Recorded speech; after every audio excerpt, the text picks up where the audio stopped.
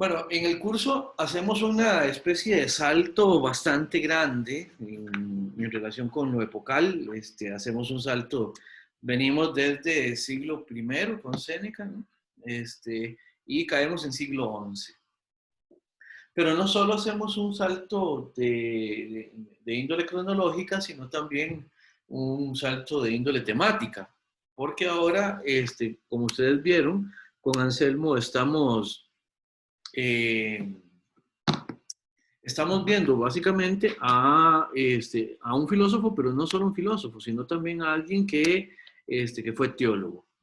Y eso se deja traslucir precisamente en los temas que toca, ¿verdad? Entonces, vamos a ver.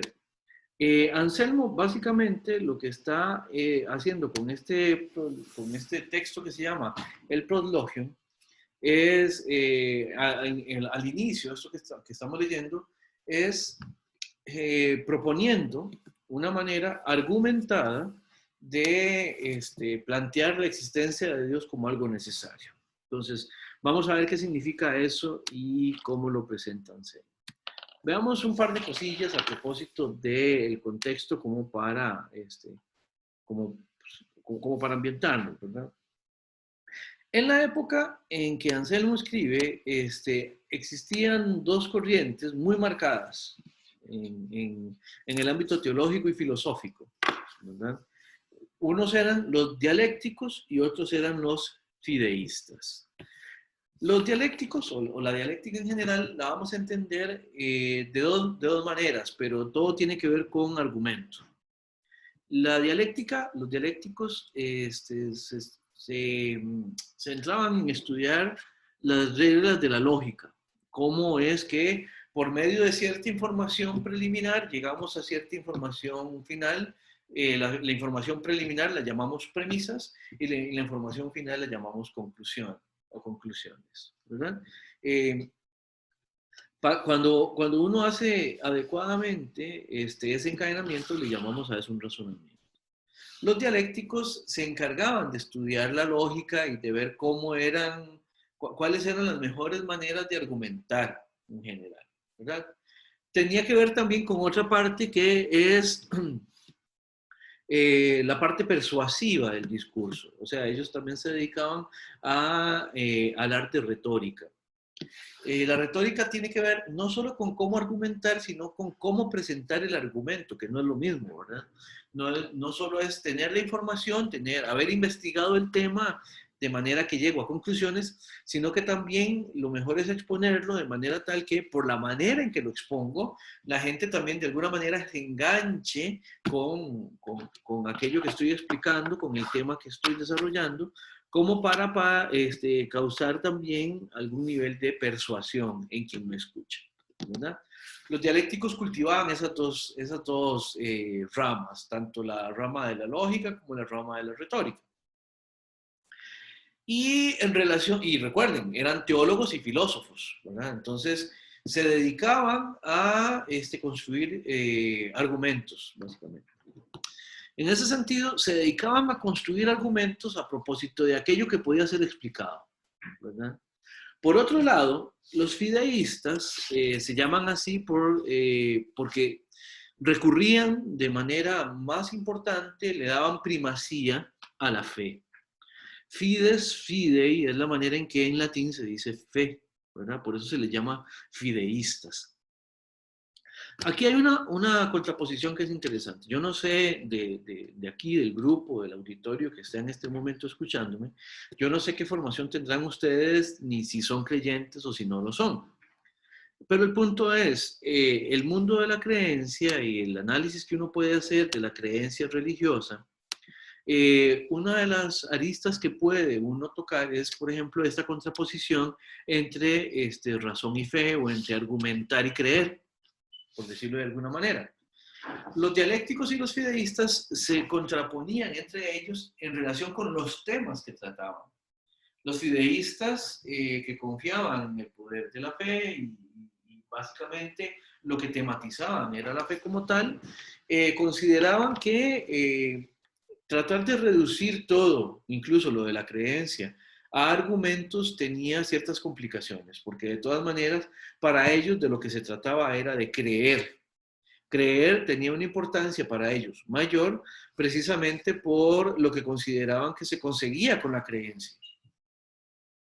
Vamos, en el mejor de los casos, argumentar y hacer buenos argumentos y buenos discursos es algo bueno, pero para ellos más importante que hacer buenos discursos y argumentar bien, tenía que ver con creer para salvar el alma, ¿verdad? Ustedes entenderán también con el documento que resolvieron la vez pasada, ustedes entenderán que para la época este contenido de salvación del alma y de la creencia y la fe y el cristianismo y todo esto es sumamente importante. Entonces, tenemos estas dos posturas, estas dos corrientes, estas dos formas de abordar los temas, ¿verdad? No sé si con esto tienen alguna pregunta o algún comentario.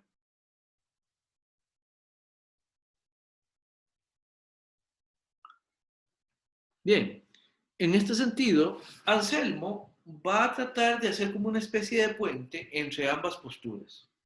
No considera que haya que despreciar a la dialéctica y por supuesto que tampoco considera que haya que dejar de lado, relegar, propiamente hablando, a la fe.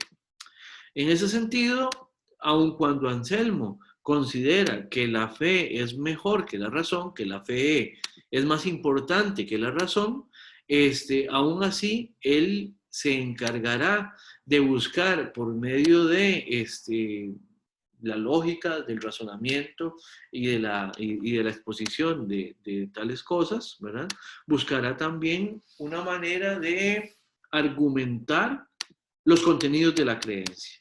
Hay dos frases que son muy reveladoras, digamos, en el texto original de Anselmo, que son estas dos que están aquí. Por un lado, la fides coherens intellectum, y por otro, el credo ut intelligam, que están aquí traducidas, ¿verdad?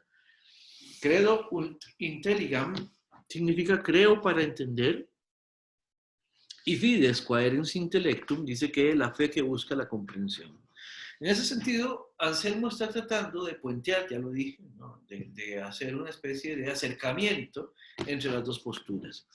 Y más o menos lo que decía es esto, aun cuando consideremos que la fe sigue siendo más importante, ¿por qué no intentar hacer, construir, reproducir y exponer un argumento mediante el cual podamos exponer y con él persuadir a la gente a propósito de los temas de fe? Y en este caso, del tema más importante de la fe, que es el tema fundamental para toda la creencia, que es precisamente la creencia sobre la existencia de una divinidad, la creencia en la existencia de Dios, ¿verdad? Entonces, tratando de hacer un punto medio, en este sentido, Anselmo trata de buscar una manera también de convertir a quienes no son creyentes por medio de un argumento que nos lleve al contenido de fe. ¿Lo ven? Más o menos, cómo se está armando el asunto. En ese sentido, y aquí sí les voy a pedir ayuda, hay una definición de Dios en el argumento de Anselmo. ¿Alguien me puede refrescar cuál era esa definición de Dios? Yo, si no hay problema. Adelante, por favor. Pues él lo define más que nada como un ser benevolente, pero tan superior que ni siquiera puede llegar a entenderse dentro del pensamiento humano.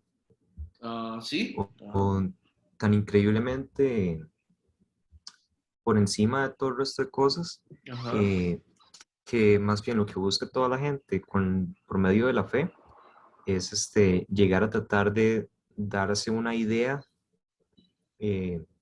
tal vez no muy cercana, pero tratar de tener una idea relacionada a lo que puede llegar a ser un Dios. Y a su vez él también da un argumento muy, muy raro. Esa parte fue un tanto difícil de entender, de que bajo esa lógica, el que él esté por encima de cualquier pensamiento y entendiéndolo de esa forma, no se puede llegar a decir que no exista, más o menos. De eso se trata el argumento, eso es lo que vamos a tratar de explicar ahora, claro, efectivamente.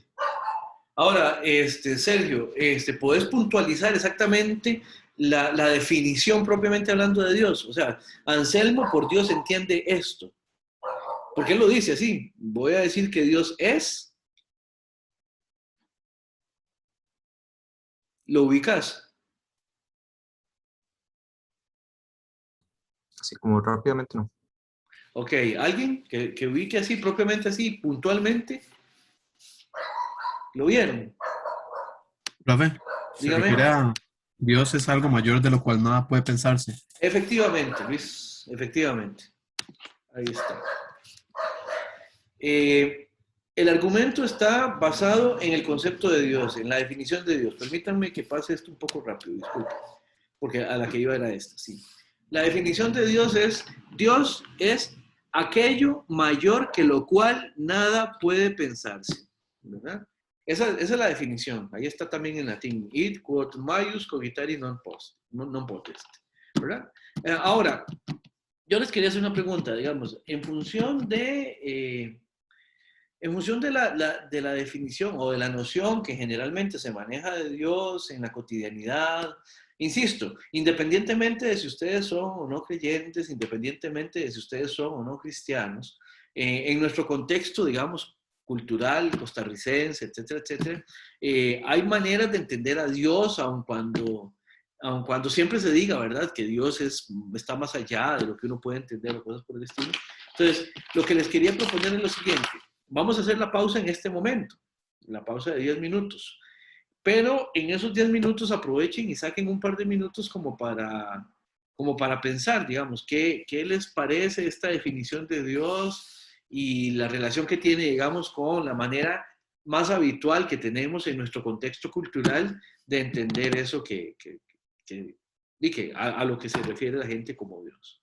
Entonces, tengo que son las 4:01, entonces volvemos a las 4:11 para que rumien un poco la idea y la comentemos en volviendo de la pausa.